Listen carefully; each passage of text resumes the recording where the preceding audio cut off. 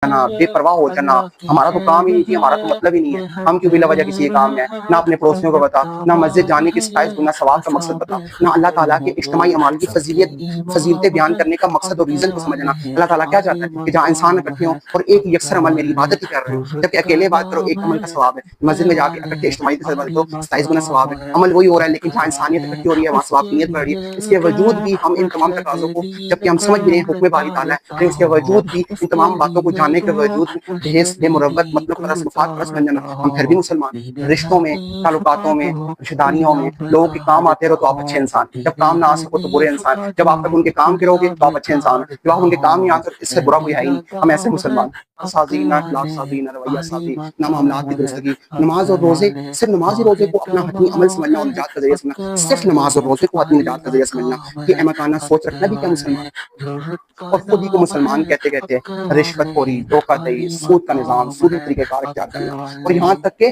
तकब्बुराना अंदाज ऐसे इख्तियार करना कि लोगों का इज्जत करना अपना हक समझना कि लोग मेरी इज्जत करें, मेरे आगे पीछे जुड़े, ये मेरी इज्जत, ये मेरा हक है, तो इस चीज़ को ऐसे अंदाज अपनाना ये तकब्बुराना अंदाज है। तो ये तो मुसलमानों वाले अमल नहीं है, और इसको मुसलमानियत समझना ये बेवकूफ़ाना।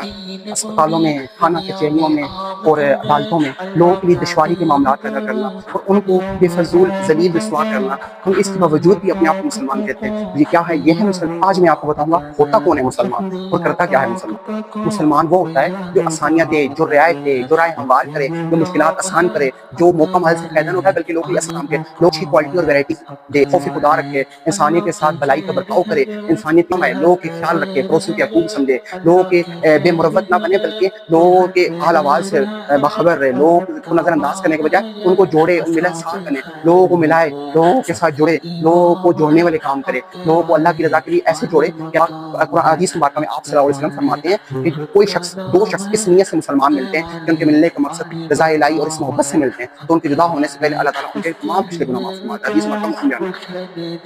में पसंद करे, अपने भाई के लिए पसंद करे, अपनी